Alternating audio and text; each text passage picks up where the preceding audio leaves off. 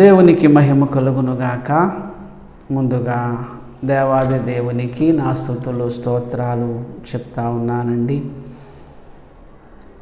ఈ కార్యక్రమాన్ని చూస్తున్న మీ అందరకు యేసుక్రీస్తు వారి పరిశుద్ధ నామాన నా వందనాలు చెప్తా ఉన్నాను. రెండు మిత్రులారా, కాసేపు మనం వాక్యాన్ని ధ్యానించుకొని సమయాన్ని సద్వినియోగపరుచుకుందాం. యోహాను సువార్త 6వ అధ్యాయము 27వ వచనము. యోహాను సువార్త 6:27. క్షయమైన ఆహారము కొరకు కష్టపడకుడి, కానీ నిత్యజీవము కలుగజేయు అక్షయమైన ఆహారము కొరకే కష్టపడుడి. మరలా చదువుతున్నాను. క్షయమైన ఆహారము కొరకు కష్టపడకుడి, కానీ నిత్యజీవము కలుగజేయు అక్షయమైన ఆహారము కొరకే కష్టపడుడి. క్షయమైన ఆహారము కొరకు కష్టపడకూడని ఇక్కడ ఉంది కదా. ఈ భూమి మీద మనం బ్రతకాలంటే ఆహారం కావాలి. ఆహారం కావాలంటే ఆహారాన్ని సంపాదించుకోవడానికి మనం ఉద్యోగమో, చేతి పనో, వ్యాపారమో ఏదో మనం కష్టపడాలి. కష్టపడకుండా మనకు ఆహారం రాదు కదా మరి. కానీ ఆహారము కొరకు కష్టపడకూడని ఉంది ఇక్కడ. ఆహారం కొరకు మనం కష్టపడకపోతే మనకు ఆహారం ఎలా వస్తుంది? మనం ఎలా బ్రతుకుతాము? దేవుని ఆజ్ఞల ప్రకారం మనం జీవించాలి అంటే భూమి మీద కొంత ఆయుష్ మనకు కావాలి కదా. కొంత ఆయుష్ వరకు మనం బ్రతకాలంటే మనకు ఆహారం కావాలి కదా. ఆహారం కొరకు కష్టపడకూడని ఇక్కడ ఎందుకుంది? ఇది ఎందుకు రాయబడింది? దీన్ని మనం ఎలా అర్థం చేసుకోవాలి అంటే వెంటనే పక్కన ఏమనుందంటే నిత్యజీవము కలుగజేయు అక్షయమైన ఆహారము కొరకే కష్టపడుడి. అంటే అక్షయమైన ఆహారాన్ని సంపాదించటం కొరకు కష్టపడడానికి మొదటి ప్రాధాన్యతనివ్వండి. క్షయమైన ఆహారం, ఈ భూమి మీద మనం బ్రతకాలి. ఎప్పటికైనా మనం చనిపోతాము. చనిపోయే వరకు మనం బ్రతకాలి కదా. దాని కొరకు మనం ఆహారాన్ని సంపాదించాలి. దాని కొరకు కష్టపడడానికి రెండవ ప్రాధాన్యతనివ్వండి. ఫస్ట్ ప్రియారిటీ మనము ఏమి తిందుమా, ఏమి త్రాగుదమా అనే దానికి ఇవ్వకూడదు. ఆ విషయాన్ని యేసుక్రీస్తే చెప్పారు కదా. మత్తయి సువార్త 6వ అధ్యాయము 31 నుంచి 33 వరకు మనం చదవగలిగితే, కాబట్టి ఏమి తిందుమో, ఏమి త్రాగుదుమో, ఏమి ధరించుకుందుమో అని చింతింపకుడి. ఇవి మూడు కూడా అవసరాలే. ఇవి లేకపోతే మానవుడు చనిపోతాడు. ఆహారం లేకపోయినా, మంచినీళ్ళు లేకపోయినా, ఒంటి మీద బట్టలు లేకపోయినా మనిషి బ్రతకడం కష్టమవుతుంది. కానీ వీటిని గురించి చింతింపకండి అంటున్నాడు. అని అంటూ, ఇవన్నీ మీకు కావాలనని మీ పరలోకపు తండ్రికి తెలియను. ఇవి అవసరం. భూమి మీద మానవుడు కొంతకాలం బ్రతకాలి అంటే ఈ సాధారణ అవసరాలు తీరాలి. ఇవి అవసరమని దేవునికి తెలుసు. అయితే మరి మీరు ఆయన రాజ్యమును, నీతిని మొదట వెతుకుడి అంటే ఫస్ట్ ప్రియారిటీ ఆయన నీతి, ఆయన రాజ్యాన్ని మనము వెతకడానికి, దాని కొరకు కష్టపడడానికి, అక్షయమైన ఆహారం కొరకు కష్టపడడానికి మొదటి ప్రాధాన్యతనివ్వాలి. అప్పుడేమంటున్నాడు దేవుడు? అప్పుడు అవన్నీ మీకు అనుగ్రహింపబడును. ఏమి తిందుమా, ఏమి త్రాగుదమా, ఇవి అవసరాలు మానవుడు బతకడానికి. అవి కూడా నేను ఇస్తాను. వాటి కొరకు ప్రార్థన చేయమని సాక్షాత్తు యేసుక్రీస్తే చెప్పారు. మా అనుదిన ఆహారము నేడు మాకు దయచేయుము. మత్తయి సువార్త 6:11 అది ప్రార్థనాంశముగా కూడా ఉన్నది. ప్రభువా మాకు భోజనాన్ని దయచేయని. ఇది అవసరమే. యేసుక్రీస్తు కూడా భోజనము పెట్టిన సందర్భాలు బైబిల్లో కనపడుతున్నాయి మనకి. మార్కు సువార్త 8వ అధ్యాయము 2 నుంచి 7 వరకు మనం చదువుకుంటా వస్తే, మార్కు సువార్త 8వ అధ్యాయము 2 నుంచి 7 వరకు, జనులు నేటికి 3 దినముల నుండి నా యొద్దనున్నారు. వారికి తిననేమీ లేనందున నేను వారి మీద కనికరపడుచున్నాను. నేను వారిని ఉపవాసముతో తమ ఎండ్లకు పంపివేసిన ఎడల మార్గములో మూర్ఛపోవుదురు. వారిలో కొందరు దూరము నుండి వచ్చి ఉన్నారని వారితో చెప్పాను. అందుకు ఆయన శిష్యులు, ఈ అరణ్య ప్రదేశములో ఎక్కడ నుండి రొట్టెలు తెచ్చి వీరిని తృప్తిపరచగలమని ఆయనను అడిగిరి. ఆయన మీ యొద్ద ఎన్ని రొట్టెలు ఉన్నవని వారిని అడగగా వారు 7 అనిరి. అప్పుడు నేల మీద కూర్చుండని జనులకు ఆజ్ఞాపించి ఆ 7 రొట్టెలు పట్టుకొని కృతజ్ఞతాస్తుతులు చెల్లించి విరిచి వడ్డించుటకై తన శిష్యులకిచ్చెను. వారి జనసమూహమునకు వడ్డించిరి. కొన్ని చిన్న చేపలు కూడా వారి యొద్ద నుండగా ఆయన ఆశీర్వదించి వాటిని కూడా వడ్డించుడని చెప్పాను.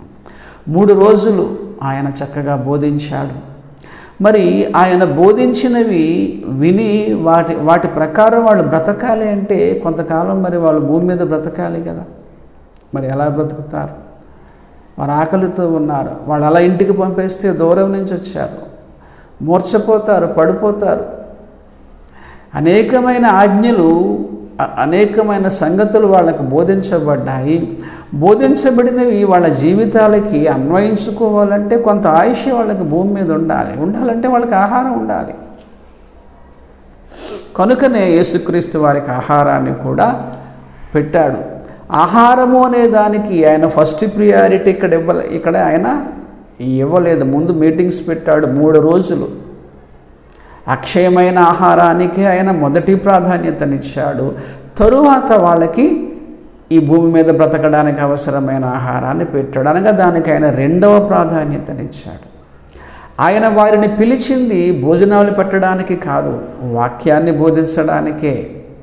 సో వాక్యాన్ని వినడానికి వాళ్ళు వచ్చారు. 3 రోజులు ఉన్నారు కనుక వారికి ఆయన భోజనం పెట్టి పంపాడు. అనగా ఆధ్యాత్మిక జీవితంలో అక్షయమైన ఆహారము, ఆయన నీతి, ఆయన రాజ్యము, వీటి కొరకు మొదటి ప్రాధాన్యతనివ్వాలి.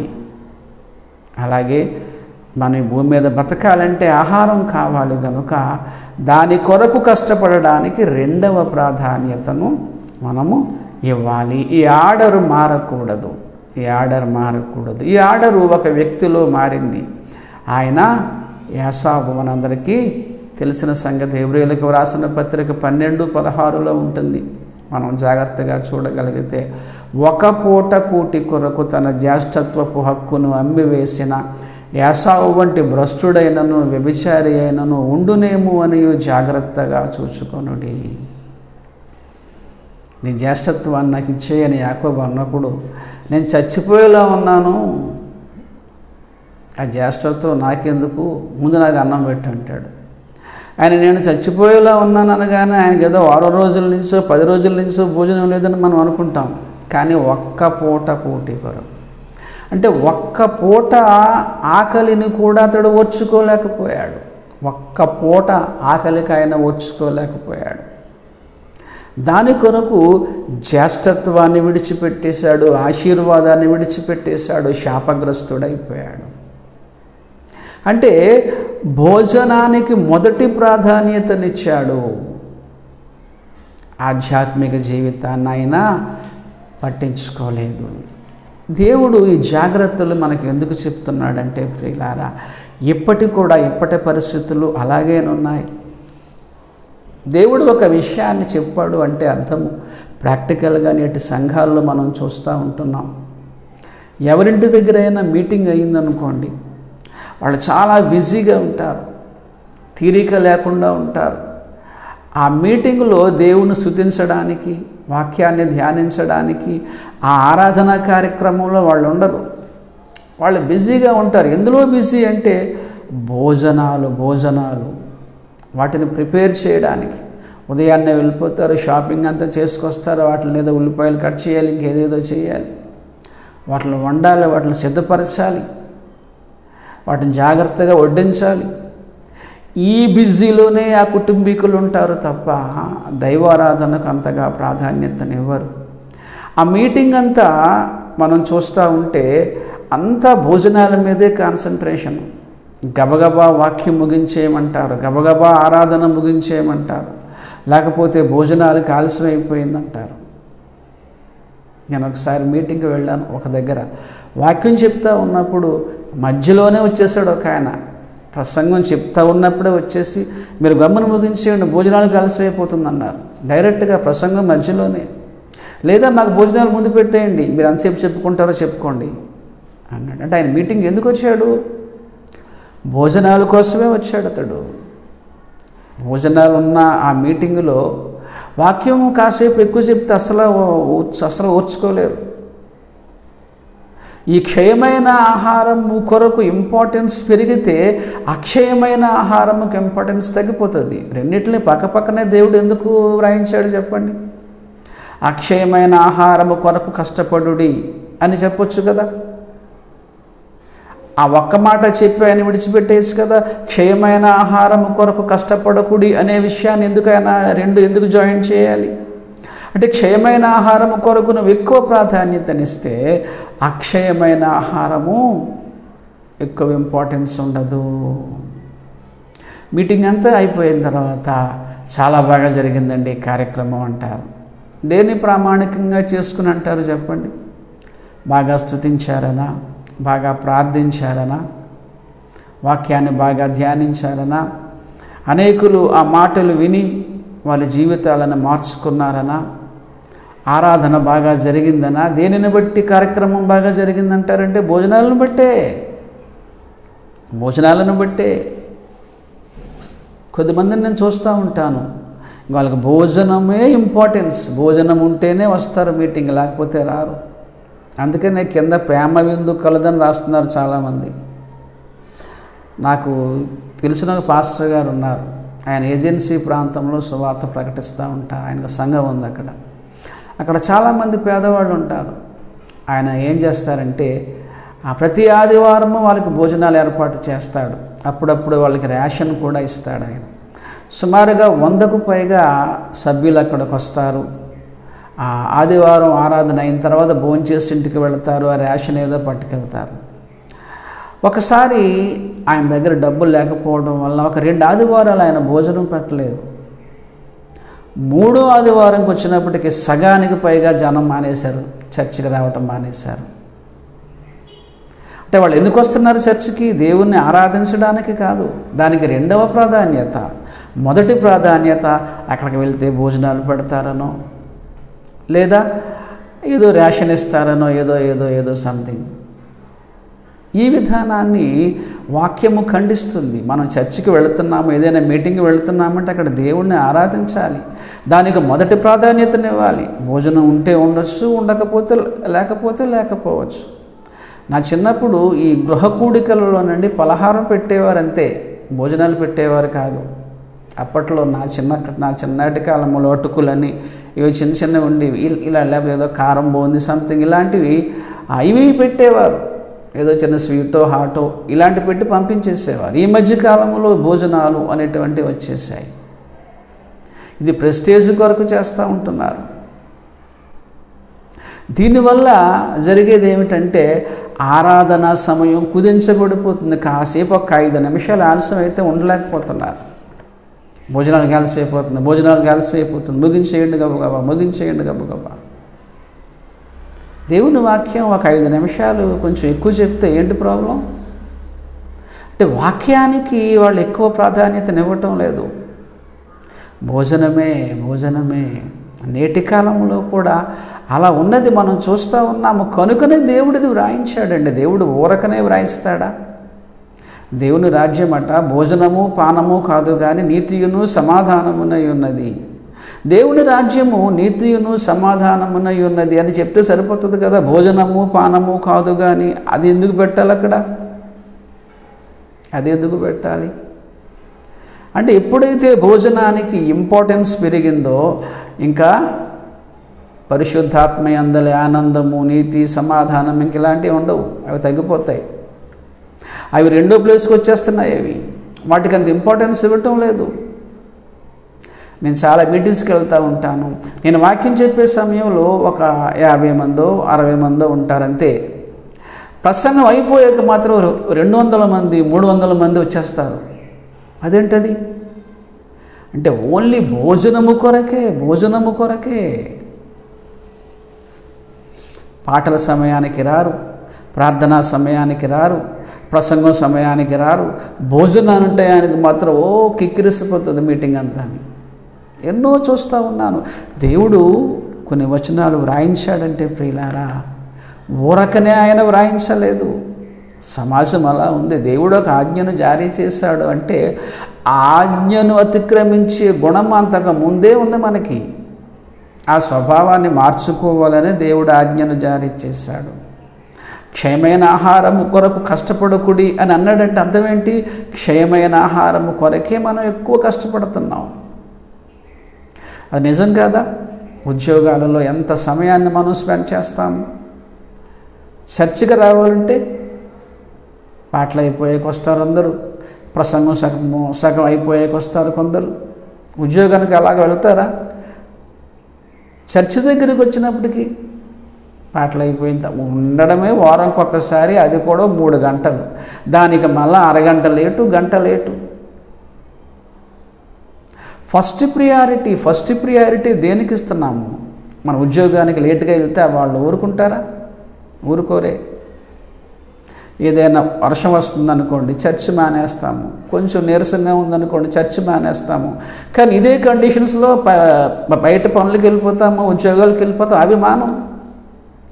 దేవుడు ఊరకనే వ్రాయించలేదు. కాబట్టి మిత్రులారా, భోజనం, మానవుడు బ్రతకడానికి భోజనము అవసరము. కానీ భోజనానికి మొదటి ప్రాధాన్యత కానీ మనం ఇచ్చాము అంటే మన జీవితాలలో ఇక నీతి, సమాధానము, అక్షయాహారము ఇలాంటిది ఉండదు. ఇక అది 2వ స్థానానికో 3వ స్థానానికో అలా వెనక్కి వెళ్ళిపోతూ ఉంటుంది. అది ఫస్ట్ ప్రియారిటీ మనము భోజనానికి ఇవ్వకూడదు. అలా ఇచ్చే యాసావు ఆశీర్వాదాన్ని పోగొట్టుకున్నాడు. అనేకులు ఈ కాలంలో కూడా భోజనాలకే మొదటి ప్రాధాన్యతనిస్తూ ఉన్నారు. క్రైస్తవ గృహ కూడికల్లో కానివ్వండి, మీటింగ్స్లో కానివ్వండి, భోజనాలకే ఎక్కువ ప్రాధాన్యత. వాళ్ళు ఏదో భోజనం వండి పెట్టారనుకోండి, వాళ్ళ భోజనం తినేసి మళ్ళీ దానికి ఏదేదో కామెంట్స్, అది ఎక్కువ, ఇది తక్కువ, అది లేదు, ఇది లేదు, ఇంకేవేవో. అంటే వీళ్ళ కాన్సన్ట్రేషన్ ఎంతసేపు కూడా భోజనాల మీదే ఉంటుంది. ప్రియమిత్రులారా, మన పెద్దవాళ్ళు అంటూ ఉంటారు కదా, బ్రతకడానికి తిను, తినడానికి బ్రతకకు అంటారు. చూశారు? బ్రతకాలంటే ఆహారం కావాలి, కానీ ఆహారం కొరకే మనం బ్రతకూడదు. మనం బ్రతికేది ఆయన రాజ్యము, ఆయన నీతి, ఆయన సమాధానము, అక్షయమైన ఆహారము, ఆయన పనుల నిమిత్తము. దానికి ఫస్ట్ ప్రియారిటీ, దానికి ఎక్కువగా కష్టపడాలి. అలాగే మాంసాహారాన్ని గురించి కూడా వాక్యము చర్చించింది ప్రియులారా. ఎస్, నాన్ వెజిటేరియన్, ఈ విషయాన్ని కూడా బైబిల్ ప్రస్తావించింది. ఈ కాలంలో నాన్ వెజిటేరియన్, మాంసాహారం యొక్క వినియోగం పెరిగిపోతుంది. దీని గురించి కూడా బైబిల్ చర్చించింది. అసలు ప్రారంభములో ఆదాము హవ్వలు పాపము చేయని ముందటి కాలంలో మానవులకు శాకాహారమే, జంతువులకు శాకాహారమే. ఒక్కసారి చూడండి, ఆదికాండము 1వ అధ్యాయము 29-30. ఆదికాండము 1వ అధ్యాయము 29-30 వచనాలు. దేవుడు, ఇదిగో భూమి మీదనున్న విత్తనములిచ్చు ప్రతి చెట్టును, విత్తనములిచ్చు వృక్ష ఫలములు గల ప్రతి వృక్షమును మీకు ఇచ్చి ఉన్నాను, అవి మీకు ఆహారమగును. మనకు ఆహారం ఏంటి? ఆదామవ్వలు పాపం చెయ్యకముందు విత్తనములిచ్చు ప్రతి చెట్టు, విత్తనములిచ్చు వృక్ష ఫలములు గల ప్రతి వృక్షమును మీకు ఇచ్చి ఉన్నాను, అవి మీకు ఆహారమగును. అలాగే భూమి మీద నుండి జంతువులన్నిటికీ, ఆకాశ పక్షులన్నిటికీ, నీ భూమి మీద ప్రాకు సమస్త జీవులకును పచ్చని చెట్లన్నీ ఆహారమగును. అంటే జంతువులకు కూడా శాకాహారమే. ఆదామవ్వలు పాపం చేయకముందు మానవులకు శాకాహారమే, జంతువులకు శాకాహారమే. ఎప్పుడైతే మానవుడు పాపం చేశాడో ఆ పాప ప్రాయశ్చిత్తానికి ఒక జంతువు బలి అవసరమైంది. కాబట్టి మాంసాహారం వచ్చేసింది. నిర్గమాకాండము 12వ అధ్యాయము 7-8 వచనాలు. నిర్గమాకాండము 12వ అధ్యాయము 7-8లో, తరువాత ఇశ్రాయేలీయుల సమాజపు వారందరూ తమ తమ కూటములలో సాయంకాలం ముందు దాన్ని చంపి దాని రక్తము కొంచెము తీసి తాము దాన్ని తిని ఎండ్ల ద్వారబంధపు 2 నిలువ కొమ్ముల మీదను పైకమ్మె మీదను చల్లి ఆ రాత్రియే వారు అగ్నిచేత కాల్చబడిన ఆ మాంసమును పొంగని రొట్టెలను తినవలెను. మాంసము వీళ్ళకి ఎలా వచ్చిందంటే పాప ప్రాయశ్చిత్తము నిమిత్తం ఒక జంతువు బలి అనేటువంటిది వచ్చింది. దాని రక్తాన్ని తమ కమ్మీల మీద, ఇంటి కమ్మీల మీద చల్లమన్నాడు, ఎందుకంటే సంహారక దూత రాకుండా. తరువాత ఏమన్నాడు? ఆ మాంసాన్ని మీరు తినండి. మాంసాహారమును దేవుడు నిషేధించలేదు, ముందు నుంచి లేదు, తర్వాత మాంసాహారం వచ్చింది. అలాగని మాంసాహారాన్ని దేవుడు నిషేధించలేదు. ఏలియాకు ఆయన కాకుల ద్వారా పంపించిన ఆహారం మాంసాహారమే. యేసుక్రీస్తు కూడా చేప ముక్కను తింటాడు కదా. ఎస్, మాంసాహారము పాపమైతే కాదు, కానీ అధికమైన మాంసాహారము పాపము. ఒకసారి ఆ విషయాన్ని మనం చూద్దాము. మనందరికీ తెలిసినదే. సంఖ్యాకాండము 11వ అధ్యాయము 4-5 వచనాలు. సంఖ్యాకాండము 11వ అధ్యాయము 4-5 వచనాలు. వారి మధ్యనున్న మిశ్రిత జనము మాంసాపేక్ష అధికముగా కనపరచగా ఇశ్రాయేలీయులను మరలా ఏడ్చి, మాకెవరు మాంసము పెట్టెదరు? ఐగుప్తులో మేము ఉచితముగా తినిన చేపలను, కీరకాయలను, దోసకాయలను, కూరాకులను, ఉల్లిపాయలను, తెల్లగడ్డలను జ్ఞాపకమునకు వచ్చుచున్నవి. ఇప్పుడు మా ప్రాణము సొమ్మసిల్లెను. అబ్బా, చూడండి, దేవుడు వాళ్ళకి ఉచితముగా ఆహారాన్ని ఇస్తున్నాడు, అన్నాన్ని కురిపిస్తున్నాడు. దానివల్ల వీళ్ళకి సాటిస్ఫాక్షన్ లేదు, ఏకంగా మాంసము కొరకు ఏడుస్తున్నారు. పైగా ఏమంటున్నారు?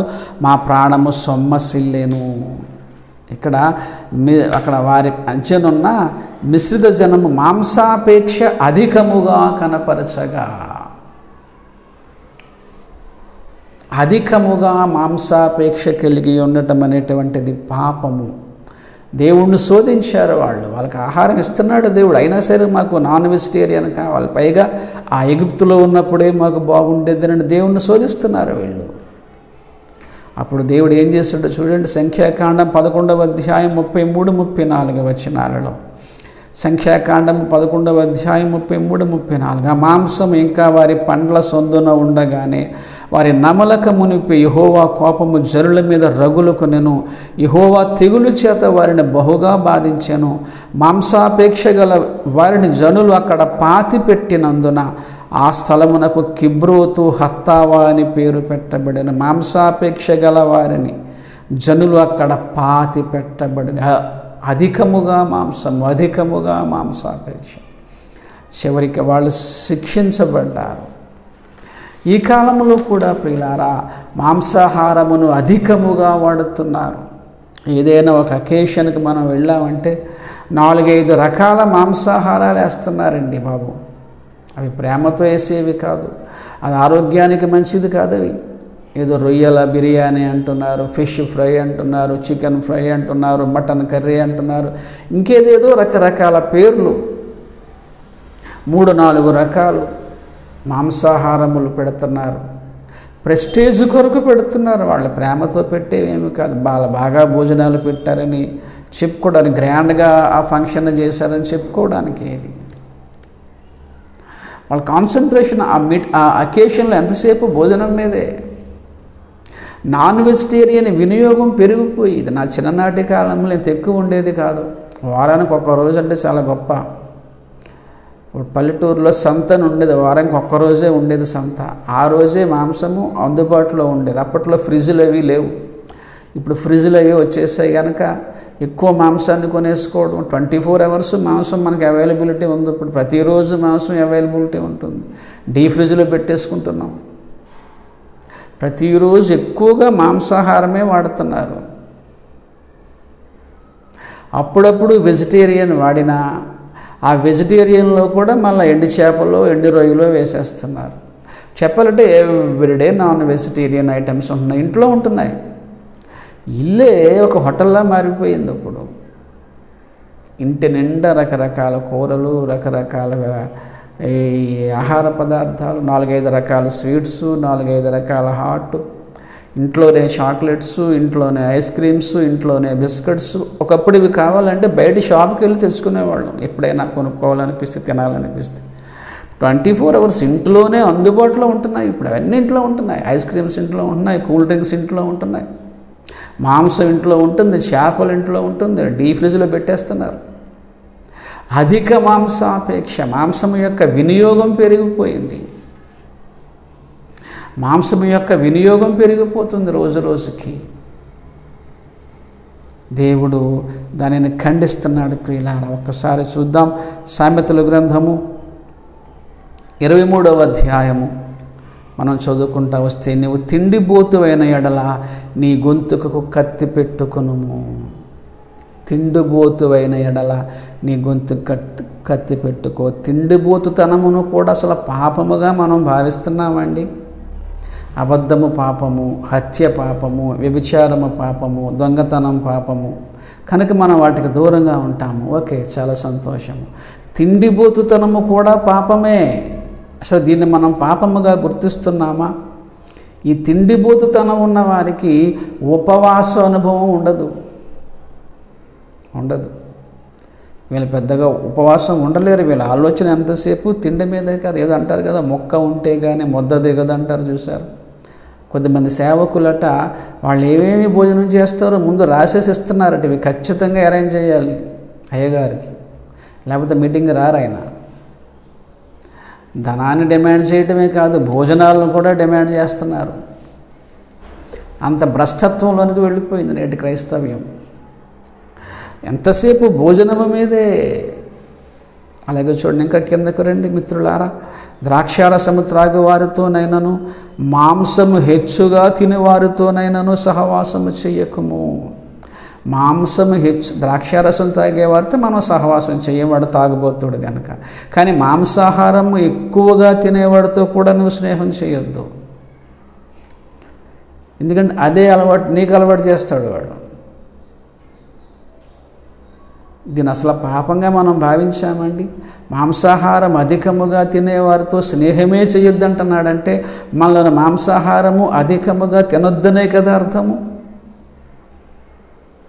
ప్రతిరోజు ఏదో ఒక ఎన్వి ఐటెం కనపడుతుంది, ఇంట్లో కనపడుతుంది. శాకాహారం తగ్గిపోతుంది, మాంసాహారం పెరిగిపోతుంది, అనారోగ్యాలు వచ్చేస్తున్నాయి, కొలెస్ట్రాల్ పెరిగిపోతుంది, ఈ హార్ట్లో బ్లాక్స్ అయ్యి వచ్చేస్తున్నాయి. శ్రమ తగ్గిపోయింది, తిండి పెరిగిపోతుంది, మాంసాహార వినియోగం విపరీతంగా పెరిగిపోతుంది. ఏకంగా ఏడ్చేస్తున్నారట వాళ్ళు, మాంసం కొరకు ఏడుస్తున్నారు, సొమ్మసిల్లిపోయామంటున్నారు. మాంసాహారం లేకపోతే సొమ్మసిల్లిపోతారా? అనేక మంది శాకాహారులు ఉన్నారు కదా ఈ భూమి మీద, వాళ్ళు హ్యాపీగా బ్రతకటం లేదా? అంత అధిక మాంసాపేక్ష. ఇంకా అలా కిందకు వస్తే ప్రియులారా, త్రాగుబోతులను తిండిబోతులను దరిద్రులగుదురు. త్రాగుబోతులు మాత్రమే కాదు, తిండిబోతులు కూడా దరిద్రులగుదురు. ఒక మంత్ మీరు మీ ఇంట్లోని ఈ భోజనం కొరకు, ఈ టిఫిన్స్ కొరకు, ఈ స్నాక్స్ కొరకు, ఈ డ్రింక్స్ కొరకు, ఈ చాక్లెట్స్ కొరకు, ఐస్ క్రీమ్స్ కొరకు, ఈ ఫ్రూట్స్ కొరకు, వీటన్నిటి కొరకు ఒక మంత్కి మీరు ఎంత ఖర్చు పెడుతున్నారో వ్రాసుకు చూడండి. ఒకసారి వ్రాసుకొని చూడండి. దరిద్రులగుదురు, దరిద్రులైపోతారు. వీళ్ళకి ఇంకా అప్పు చేసైనా సరే తినేయాలి. అకేషన్స్ ఈ కాలంలో అప్పులు చేస్తున్నారు. ఎందుకంటే గ్రాండ్గా చేయాలి. గ్రాండ్గా చేయాలంటే 4-5 రకాల నాన్ వెజిటేరియన్ పెట్టాలి, ఇంకేదేదో పెట్టాలి. భయభత్సంగా ఉంటున్నాయి నేటి అకేషన్స్. ఈ విధానాన్ని ప్రియులారా వాక్యము ఖండించింది. మాంసాహారం అధికముగా తీసుకోవడం పాపం. మాంసాహారము తినడం పాపం కాదు, మాంసాహారమును అధికముగా తినటం పాపము. దీనివల్ల ఆరోగ్యం మాత్రమే కాదు, ఆధ్యాత్మిక జీవితం కూడా పాడైపోతుంది. ఇలాంటి వారికి ఉపవాస అనుభవం ఉండదు. దేవుని రాజ్యము కన్నా భోజనానికే ఎక్కువ ప్రాధాన్యతనిస్తారు వీళ్ళు. ఒక మీటింగ్ పెట్టుకున్నామంటే మీటింగ్ కన్నా భోజనానికే ఎక్కువ ఇంపార్టెన్స్. భోజనం లేకపోతే ఆ మీటింగ్కి వెళ్ళాం. ఆ భోజనంలో కూడా మళ్ళీ ఏదో వీళ్ళు అనుకున్నవి కావాలి. నాన్ వెజిటేరియన్ కంపల్సరీగా ఉండాలి. భోజనం అనేటువంటిది భక్తి జీవితంపై ప్రభావితం చేస్తుంది. ఈ విషయాన్ని జ్ఞాపకం ఉంచుకోండి ప్రియులారా. ఈ విషయాన్ని జ్ఞాపకం ఉంచుకోవాలి. భోజనము పాపము కాదు, కానీ భోజనానికి మొదటి ప్రాధాన్యతనివ్వటమే పాపము. మాంసాహారము పాపము కాదు, కానీ అధికముగా మాంసాహారము తినటమే పాపము. వీటిని మొట్టమొదటిగా పాపముగా మనం గుర్తించాలి. నవ్వుకోవటం కాదు. ఈ ప్రసంగాన్ని ఎక్కడైనా చెప్తున్నప్పుడు చాలామంది నవ్వుకుంటున్నారు. అంటే నేను తప్పు చేస్తున్నాను కదా అని ఒక భావన వారికి ఉండటం లేదు. తిండిబోతుతనము కూడా పాపమే.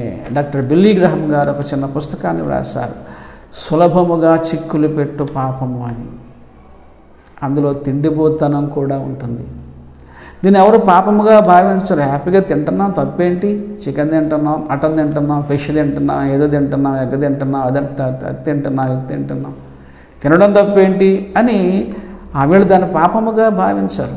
తిండిబోతుతనము తప్పు. ఈ తిండిబోతుతనము వలన ఆధ్యాత్మిక జీవితము నీరు కారిపోతుంది. అది మందగిస్తుంది.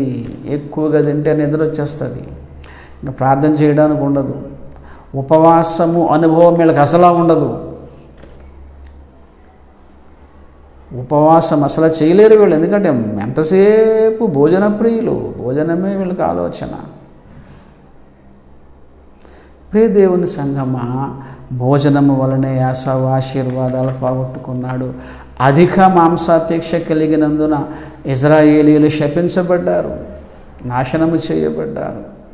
అలాంటి స్థితి మనకు రాకుండా ఉండాలంటే నీ గొంతుకకు కత్తి పెట్టుకుంటున్నాడు దేవుడు. నువ్వు తిండిబోతు అయిన ఎడల గొంతుకు కత్తి పెట్టుకో. బ్రతకడానికి తిందాం, తినడానికి బ్రతకొద్దు.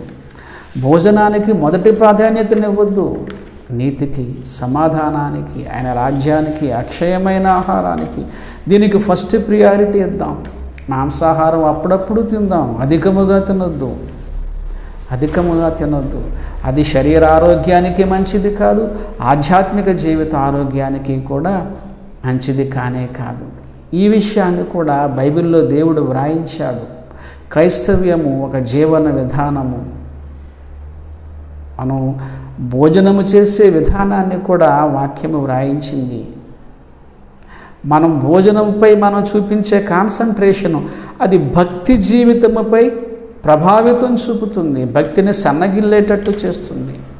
భక్తిని అసలు పట్టించుకోకుండా, పెద్దగా ప్రాధాన్యత ఇవ్వకుండా ఎంతసేపు భోజనం మీదే ఆలోచనలు తీసుకెళ్ళిపోయేలాగా చేస్తుంది. రుచులకు ఎక్కువ ప్రాధాన్యత, మాంసాహారానికి ఎక్కువ ప్రాధాన్యత, జంక్ ఫుడ్స్కి ఎక్కువ ప్రాధాన్యత. నేటి మానవ ప్రపంచం అలా ఉంది కనుకనే దేవుడు ఇట్ను వ్రాయించాడు. ప్రియులారా, మనము క్రైస్తవులము. మనకు ఎక్కువగా అధికముగా కావలసినది అక్షయమైన ఆహారము.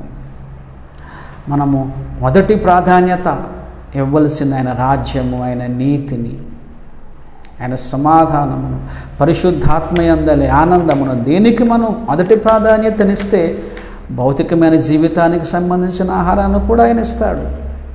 అలాగే మాంసాహార విషయంలో కూడా కాస్త జాగ్రత్త కలిగి ఉండండి. అధికముగా మాంసాపేక్ష కలిగి ఉండకూడదు. క్రైస్తవులమైన మనం ఏదో అప్పుడప్పుడు తినడం అది వేరే విషయం.